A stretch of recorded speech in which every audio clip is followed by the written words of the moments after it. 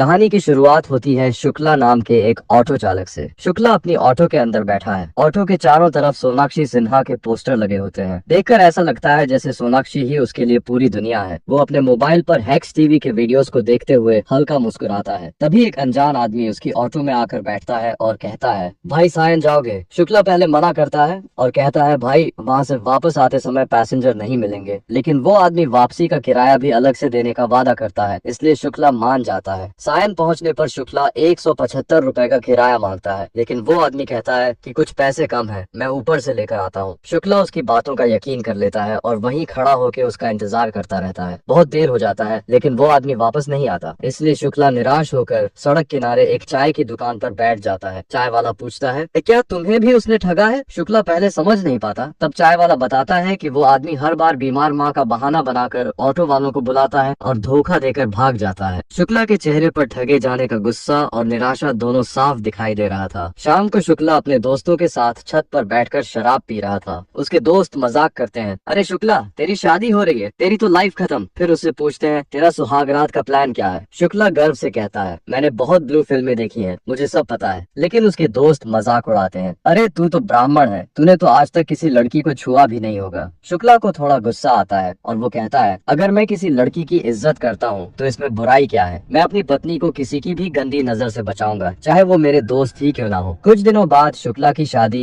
लक्ष्मी नाम की एक खूबसूरत लड़की से हो जाती है। जब लक्ष्मी घर में प्रवेश करती है तो घर छोटा होने के बावजूद पूरा मोहल्ला उसे देखने चला आता है। शुक्ला की माँ बच्चों को बाहर निकालती है और शादी के खर्चों का ताना मारती है। फिर लक्ष्मी से कहती है, एक गिलास पानी ले आ, लो पहले दिन से ही काम शुरू। शुक्ला ये देखता है और हल्के गुस्से में माँ से कहता है, अभी तो ये नई आई है, उसे थोड़ा आराम तो करने दो। उसकी माँ गुस्से में कहती है, अगर इतनी ही दया आ रही है तो तू ले आ। लक्ष्मी कुछ न कहकर पानी और फिर चाय बनाने के लिए रसोई में चली जाती है। शुक्ला के पिता टीवी पर सीरियल देखना शुरू कर देते हैं और माँ भी पास बैठ जाती है। घर की असली स्थिति धीरे धीरे सामने आने लगती है। अब सीन रसोई में कट होता है जहाँ लक्ष्मी पहली बार चाय बना रही है। उसके चेहरे पर घबराहट और नयापन साफ दिख रहा है। शुक्ला उसे दूर से देख रहा है, सोच रहा है कि लक्ष्मी अभी नई दुल्हन है और यहाँ मेरी माँ को उसकी मदद करने की वजह वो तो टीवी के सामने चिपकी हुई है। रात होती है। शुक्ला आईने के सामने खड़ा होकर खुद को नई जिंदगी शुरू करने के लिए तैयार कर रहा है। आत्मविश्वास बढ़ाने के लिए उसके हाथ में कुछ चीजें हैं जिन्हें वो चुपके से जेब में रखता है। उसके चेहरे पर एक अलग ही उत्साह है, जैसे कोई बच्चा पहली बार रोलर कोस्टर पर बैठने जा रहा हो। लेकिन वहाँ तो वही पुरानी कहानी शुरू हो जाती है। उसके माँ बाप टीवी से चिपके हुए हैं और शुक्ला पर कोई ध्यान नहीं दे रहा है। वो बहाना बनाकर टीवी के पास जाता है तो माँ कहती है, चैनल बदलना है क्या? दूर हट। शुक्ला कहता है, अरे कोई सोएगा भी कि नहीं? माँ गुस्से में जवाब देती है, नींद आ रही है तो जाकर सो जा, यहाँ क्यों मुंह बनाकर खड़ा है? शुक्ला निराश होकर कहता है, तो शादी क्यों करवाई मेरी? उसकी माँ जवाब देती है, पंडित जी ने कहा है अभी सुहागरात का मुहूर्त नहीं है। गुस्से में आकर शुक्ला बड़बड़ाता है, किसी दिन ये टीवी तोड़ दूंगा। कुछ दिनों बाद आखिरकार उन्हें एकांत में कुछ समय बिताने का मौका मिलता है। वो दोनों एक दूसरे की तरफ देखते हैं और धीरे धीरे करीब आते हैं। शुक्ला प्यार से उसे देखता है और धीरे से उसका हाथ पकड़ता है। उसके चेहरे पर प्यार, अधिकार और थोड़ी शर्म है। लक्ष्मी भी उसकी तरफ देख रही है। वो डर से कांप रही है लेकिन हाँ कह रही है। आंखों के इशारे से शुक्ला धीरे धीरे हाथ बढ़ाता है और धीरे धीरे पास आता है। लेकिन अचानक से लक्ष्मी डरकर चीख पड़ती है। चीख सुनकर पूरा घर जाग जाता है। माँ बाहर आती है और पूछती है, क्या हुआ? लक्ष्मी घबराकर बस कहती है, कुछ नहीं। लेकिन शुक्ला की माँ को शक होता है। वो शुक्ला की तरफ देखती है और उससे पूछती है, तूने क्या किया रे? फिर वो कहती है, आज से लक्ष्मी मेरे साथ सोएगी और तू अपने पिताजी के साथ। शुक्ला चुपचाप ये सब होते हुए देखता रहता है जैसे उसका कोई इम्पोर्टेंस ही नहीं हो। अगले दिन सुबह वही रूटीन होता है। माँ बाप फिर से टीवी के सामने जमे हैं और शुक्ला दूर से लक्ष्मी को देखते हुए चाय पी रहा है। लक्ष्मी अभी भी थोड़ी अजीब और असहज है। तभी दरवाजे पर कोई दस्तक देता है। कई बार खटखटाने के बाद भी माँ बाप के कान में आवाज नहीं जाती क्योंकि वे टीवी देखने में मग्न है। गुस्से में आकर शुक्ला खुद दरवाजा खोलता है। वहाँ उसकी बहन रूपा खड़ी है। चेहरे पर गुस्सा और आंखों में आंसू है। वो अंदर आते ही जोर जोर से रोना शुरू कर देती है, लेकिन उसकी आंख से एक बूंद भी आंसू नहीं निकलता। शुक्ला उसे हैरान होकर देख रहा है। रूपा कहती है, भैया जिस घर में आपने मुझे भेजा था, क्या आपने एक बार भी जाकर वो घर देखा था? रूपा रोते रोते अपने पति सुनील के नाम की शिकायत करने लगती है। भैया वो तो माँ का गुलाम है, मेरी एक बात भी नहीं सुनता। शुक्ला धीरे से आगे बढ़कर पूछता है, तू ऐसे क्यों रो रही है रे? क्या हुआ? रूपा बताती है, मेरी सास दिन रात ताने मारती है, कहती है अभी तक कोई बच्चा नहीं हुआ और इस बार तो सुनील ने मुझे थप्पड़ भी मारा है। शुक्ला थोड़ा भावुक होकर बहन को समझाने की कोशिश करता है। रूपा रूपा, एक लड़की की असली जगह उसके ससुराल में ही होती है, लेकिन उसकी माँ तुरंत गुस्से में आ जाती है। नहीं नहीं, अब ये नहीं चलेगा। उसकी माँ चिल्लाकर कहती है, मैं कोई छोटी जात की नहीं हूँ, ब्राह्मण हूँ मैं ब्राह्मण, हम दबे नहीं रह सकते। जब तक सुनील अलग घर नहीं लेता मेरी बेटी वहाँ नहीं जाएगी। शुक्ला चुपचाप ठीक है कह देता है। ये पूरा ड्रामा लक्ष्मी चुपचाप खड़ी होकर देख रही थी। जहाँ एक नई दुल्हन को इस घर में खुश होना चाहिए था, वहाँ वो रोज कोई न कोई नया तमाशा देख रही थी। कुछ देर बाद सब फिर से टीवी के सामने जम जाते हैं। माँ, पिताजी, रूपा और लक्ष्मी भी मजबूरी में बैठती है। इसी बीच रूपा लक्ष्मी से कहती है, सर दर्द कर रहा है, एक कप चाय बना दे। यहाँ ध्यान देने वाली बात ये थी कि रूपा उसे भाभी तक भी नहीं कहती। लक्ष्मी कुछ नहीं कहती, बस उठकर चुपचाप रसोई में चली जाती है। शुक्ला बाहर जाने की तैयारी कर रहा था। घर के हालात देखकर उसका मन भी भारी हो गया था। वो जाते जाते ऊपर देखता है जहाँ लक्ष्मी खड़ी हुई थी और उसे ही देख रही है। दोनों की आंखों में बहुत सी अनकही बातें हैं। शुक्ला नजरें मिलाता है और बिना कुछ कहे घर से बाहर निकल जाता है। शुक्ला अब अपने ऑटो के मालिक से चाबी लेने पहुंचता है, क्योंकि वो इतने दिनों की छुट्टी पर था। मालिक उसे देखकर मजाक करता है, अरे शुक्ला,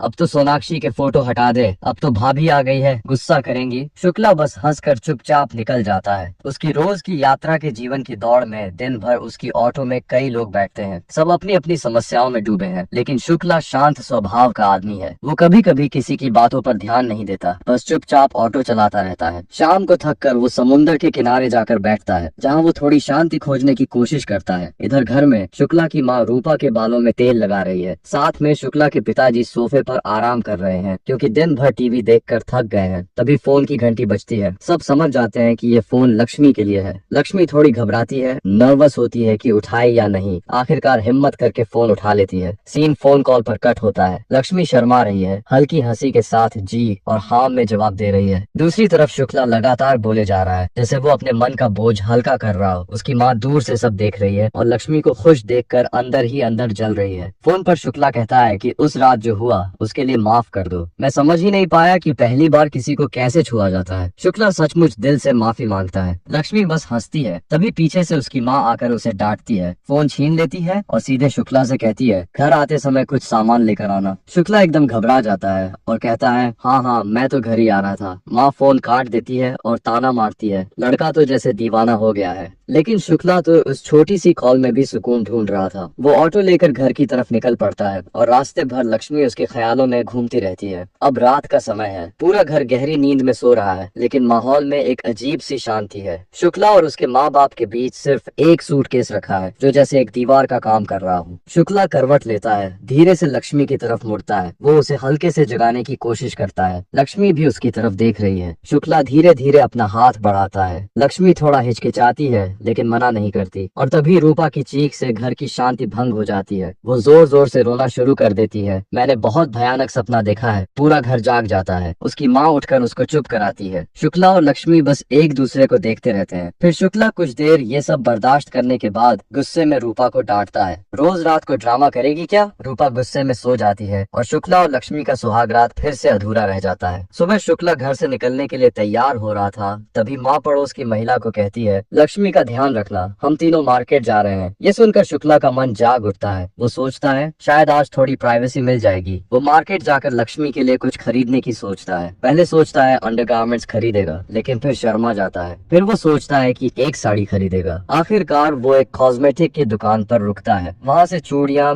काजल और श्रृंगार का कुछ सामान खरीदता है। सारा सामान लेकर शुक्ला उम्मीद भरे मन से घर लौटता है, लेकिन अंदर जाकर देखता है कि लक्ष्मी अकेली नहीं है। पड़ोस की एक महिला उसके साथ बैठी है। वो महिला कहती है, तेरी माँ तो मार्केट गई है, लेकिन जाते जाते कह गई है लक्ष्मी पर से नजर मत हटाना। शुक्ला इस औरत से कहता है, माँ ने ही लक्ष्मी को लाने के लिए कहा है। उसके बाद शुक्ला लक्ष्मी को अपने ऑटो में बिठाकर एक होटल ले जाता है और इस होटल वाले से एक रूम मांगता है। तो वो होटल वाला शुक्ला से कहने लगता है कि 2 घंटे का 2000 रुपए लगेगा। तो बेचारे शुक्ला के पास और कोई ऑप्शन नहीं होता। वो 2000 रुपए पे करके एक रूम ले लेता है। जब शुक्ला लक्ष्मी के बगल में बैठता है तो शुक्ला को बहुत ही नर्वस फील होता है। शुक्ला लक्ष्मी से कहने लगता है कि मैं आपको यहाँ पर इसलिए लाया हूँ कि मैं आपसे खुल के बात कर सकूँ। देखिए, मेरे बहन के साथ जो हुआ वो मैं आपके साथ हरगिज नहीं होने दूंगा और मैं कोशिश करूंगा कि मैं जल्द से जल्द एक नया घर खरीद लूं। ऐसा कहते हुए शुक्ला लक्ष्मी के लिए जो सामान लाया था वो लक्ष्मी को देता है। इन गहने जेवरात को देखकर लक्ष्मी बहुत खुश होती है और धीरे धीरे शुक्ला जब लक्ष्मी को पप्पी शप्पी करने ही वाला होता है, तभी 2 पुलिस वाले आकर इन दोनों को उस होटल से बाहर लाते हैं। एक पुलिस इंस्पेक्टर बहुत ही रूडली बिहेव करते हुए शुक्ला को लक्ष्मी के बारे में पूछने लगता है। किसका आइटम है भाई, कहाँ से लाया इसे? बेचारा शुक्ला उस इंस्पेक्टर को समझाने लगता है, सर मेरी पत्नी है, ये जैसा आप समझ रहे हो वैसा नहीं है। लेकिन वो इंस्पेक्टर शुक्ला की बात एक भी ना सुनते हुए उसको एक झापड़ लगाता है। अब शुक्ला उस इंस्पेक्टर को प्रूफ दिखाने के लिए अपनी शादी वाले फोटोग्राफ्स दिखाने लगता है। तब जाके इन दो पुलिस वालों को यकीन होता है और वो पुलिस वाला हवलदार से कहने लगता है, तुझे यही नमूना मिला था मेरा टाइम बर्बाद करने के लिए। बेचारा शुक्ला और लक्ष्मी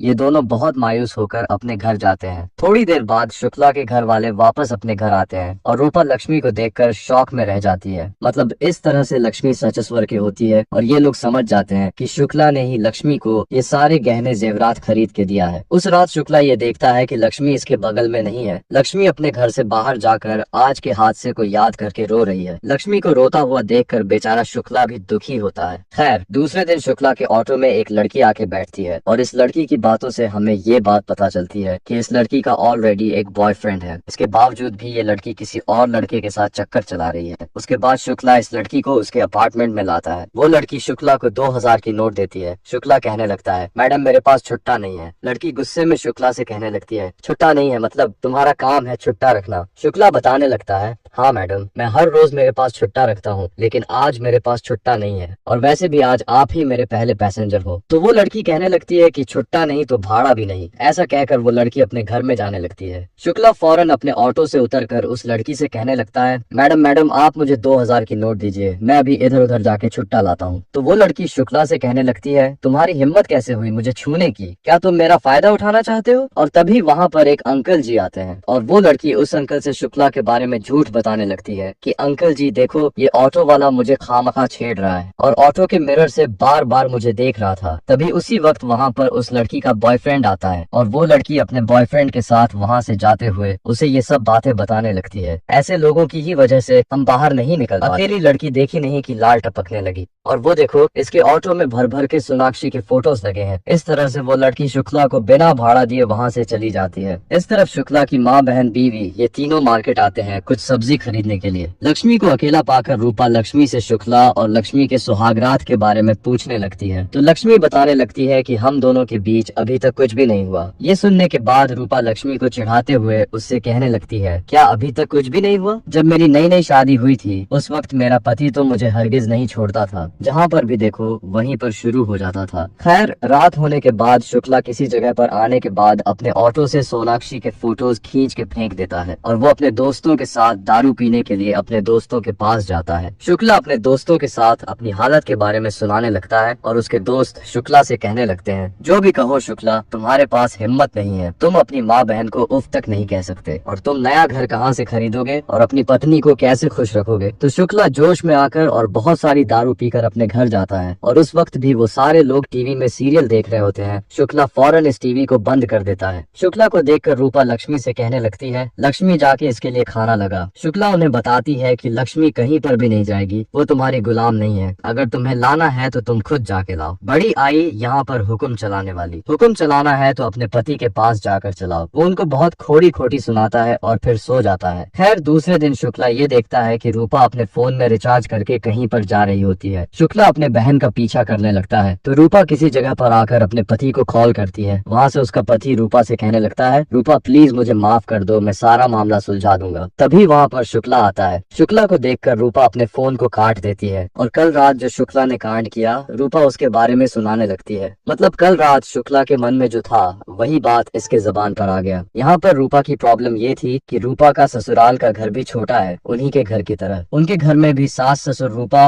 उसका पति और उसका देवर रहते हैं और सारा घर रूपा के पति के कमाई पर ही चलता है। रूपा का देवर कोई काम धंधा नहीं करता, हर वक्त घर में बैठा रहता है, बिल्कुल उसके पिता की तरह। कुछ सालों पहले रूपा के पति ने अपने भाई को दुकान भी लगा के दिया था, लेकिन रूपा के देवर ने वो बिजनेस भी डुबा दिया और ऐसे माहौल में रूपा की सास रूपा को ताने मारती रहती है कि इससे अभी भी एक बच्चा पैदा नहीं हुआ। रूपा अभी भी बांझ है और रूपा अपने पति को अलग घर लेने के लिए बताती रहती है, लेकिन रूपा का पति अपने माँ बाप के बारे में सोचता रहता है। इसी बात को लेकर रूपा और उसके पति के दरमियान झगड़ा हुआ था। उसके बाद शुक्ला रूपा के पति के पास जाकर उससे बात करके अपने घर लाता है। यहाँ आने के बाद रूपा का पति रूपा से माफी मांगने लगता है। वो बताता है, रूपा जो मैंने किया वो गलत था, मुझे तुम पर हाथ उठाना नहीं चाहिए था, प्लीज वापस घर आ जाओ। तभी रूपा की माँ कहने लगती है, मेरी बेटी कहीं पर भी नहीं जाएगी। अगर तुमने रूपा का ख्याल किया होता तो तुम अब तक नया घर ले लेते। लेकिन बेचारा रूपा का पति भी अपने माँ बाप के बारे में सोच रहा होता है। उसके भाई को कोई जॉब वगैरह भी नहीं मिल रहा है। और इसी बातों के दरमियान शुक्ला अपनी माँ से कहने लगता है, अब क्या दिक्कत है जब रूपा खुद उसके साथ जाना चाहती है तो। माँ, तुम अपने आप को देखो, तुम लक्ष्मी के साथ कैसा बर्ताव करती हो, हर वक्त उसी से काम करवाती रहती हो। लक्ष्मी भी किसी दूसरे घर की बेटी है। खैर, रूपा अपनी गलती मानकर अपने पति के साथ उसके घर चली जाती है। रात होने के बाद 3 लोग शुक्ला के ऑटो को रोक लेते हैं और एक बंदे को हॉस्पिटल ले जाने की जिद करने लगते हैं, क्योंकि उस बंदे को बहुत बुखार होता है। तो बहुत रिक्वेस्ट करने के बाद शुक्ला इन तीनों को अपने ऑटो में बिठा लेता है। ऑटो में बैठने के बाद ये तीनों बहुत संस्कारी बातें करने लगते हैं।